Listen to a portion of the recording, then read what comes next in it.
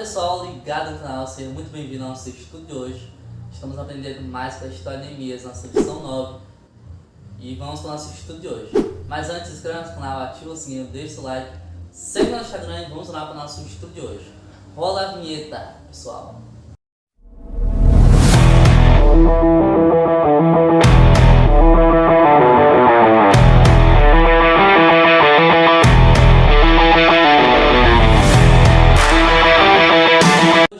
Terça-feira de 26 de novembro, de nosso make-off, de nossas curiosidades sobre os bastidores da história da semana que está acontecendo por trás de tudo, né? E com isso aí vamos para o nosso primeiro ponto, primeira curiosidade. Nosso primeiro ponto, primeira curiosidade, é sobre o nosso personagem principal das nossas 4 semanas, né, um mês, sobre Neemias. A essa altura, Neemias era governador da Judéia. É importante notar isso. Ele é governador da província da Judéia conforme a autorização do rei Artaxerxes. Ele saiu do copeiro do rei, né, foi para ajudar a questão, mas aí o rei ordenou que ele fosse governador para que ajudasse o povo judeu. Ou seja, ele é o líder principal de toda a Judéia. E aí, tudo indica que Neemias e seus homens, né, até seu próprio irmão Hanani, estavam ajudando demais, assim, ajudando para o povo reconstruir os muros e também pegar o povo que estava sendo escravizado, né? Pois eles compravam os judeus que tinham sido vendidos a estrangeiros como escravos depois de libertados. Olha como é interessante, porque Neemias, né, trouxe muito dinheiro, muitas riquezas, muitos alimentos, né, lá do reinado de Artaxerxes para fazer a viagem, também para ajudar a reconstruir os muros, e também ganhava dinheiro por cima. Só que ele ajudava. O que ele fazia? Ele comprava os judeus que estavam sendo escravizados e trazia para a Judéia para serem livres, entendeu? Isso é um amor muito grande por Neemias e seus homens. E aí o gesto simbólico de Neemias, ele sacudiu a obra de seu manto, a dobra do seu manto. O que isso se indicava? Depois de tudo, né? Depois dessa promessa dos nobres, dos magistrados que iriam ajudar os povos, não iam mais cobrar juros, nem cobrar mais nada do povo pobre. Isso indicava a seriedade do julgamento e o compromisso de que o povo de Deus estava assumindo diante de Deus com os homens. Amém? E se o povo descumprisse isso, ia ser trazida uma maldição. Porque nós sabemos que Deus é justiça. Se você cumprir algo, você tem que cumprir, ou senão Deus te pune. Porque ninguém brinca com a palavra de Deus, ninguém brinca com Deus. Então, o negócio era sério, não era brincadeira. O povo estava falando sério também. Os nobres, né, magistrados ricos, né, fazendo simplicidade os ricos, eles tinham se comprometido a ajudar os povos agora e não cobrar por cima deles. Então, irmãos, vamos para o nosso segundo ponto, segunda curiosidade. Nosso segundo ponto é sobre as curiosidades adicionais, né? Basicamente o que está acontecendo por trás. Vamos falar sobre o dinheiro, né? O dinheiro envolvido por tudo. Não havia problema em emprestar dinheiro a quem necessitasse. É verdade, isso é normal, né? Nós sabemos. Não há problema em emprestar o dinheiro para ciclano e etc. Não tem esse problema, né?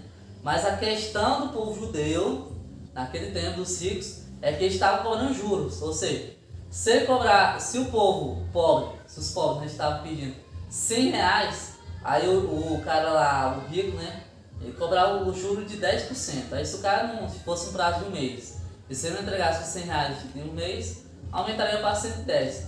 Mas isso é só brincadeira, porque o dinheiro que estava sendo movido era muito alto, era gigantesco. Questão de, posso dizer que R$1.000, etc. Ou seja, os pobres estavam cada vez mais endividados, estavam ali se afundando, né, no endividamento. Então, esse era o erro dos ricos, eles estavam tirando vantagem dos pobres, eles estavam visando a tirar vantagem da outra parte. Ou seja, eles davam, mas queriam mais, entendeu? Isso não podia acontecer de jeito nenhum, pois iria afundar mais ainda o povo judeu. Vamos falar sobre Deus agora. Deus ali, nós sabemos que age por trás de tudo.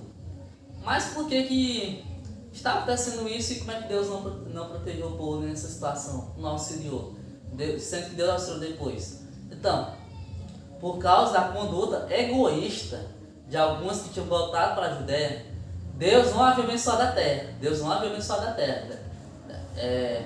Memoriza isso aí, ó. E por consequência, a lavoura não produzia resultados. O que é lavoura? Agricultura, etc, etc, né? Não estava produzindo resultados, ou seja, o chão estava bom, a seca estava enorme, não tinha alimentos para nutrir, né, praticamente.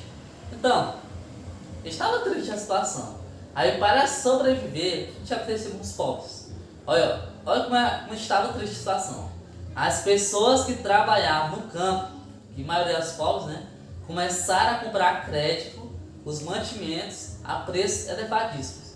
Ou seja, para eles sobreviver, eles tinham que comprar ali do reinado de Artaxerxes, né, ir para cidades longes, comprar alimentos de preços elevadíssimos, sendo que ele não tinha nem dinheiro para comprar isso. Pior ainda, havia tomado dinheiro emprestado dos ricos a juros altos para poder pagar as taxas cobradas pelos reis da Pérsia. Irmãos, que situação que estava? Ali não tinha como sobreviver. Por quê? Porque o povo tinha que comprar alimentos para poder comer, porque senão ia morrer de fome, morrer de sede. Aí eles, como não tinha dinheiro, tinha que pegar emprestado os ricos, e os ricos ainda cobravam em juros, e ainda tinha que pagar para um tributo para o rei da Pérsia, né? Que era o rei Artaxerxes. Ou seja, a situação estava totalmente crítica, não tinha como sobreviver. Então, aí muitos foram forçados a fazer o quê? A vender suas terras, a vender seus filhos, a vender tudo que tem para poder arrumar dinheiro para sobreviver. Então, irmãos, que situação complicada que estava nesse período para os povos. Mas, irmãos, que Deus usou como instrumento Neemias, como um bom servo, um bom líder, para liderar e para falar para os ricos, para ajudar os povos. Porque todos nós somos irmãos de Deus. Todos nós somos filhos de Deus. Todos nós aqui na terra somos irmãos. Então, aprendemos bastante hoje aí, vamos usar essa lição de hoje como instrumento na nossa vida espiritual. Vamos ajudar o próximo como nós mesmos. E vamos com a nossa oração de hoje. Senhor, agradeço mais conteúdos que dá para nós. Obrigado por Senhor usar instrumentos, servos, líderes espirituais na nossa vida para nos ajudar. Que venhamos pegar o exemplo, usar para o bom dessa história, que venhamos usar nesse dia de hoje. Eu peço e agradeço com Jesus. Amém.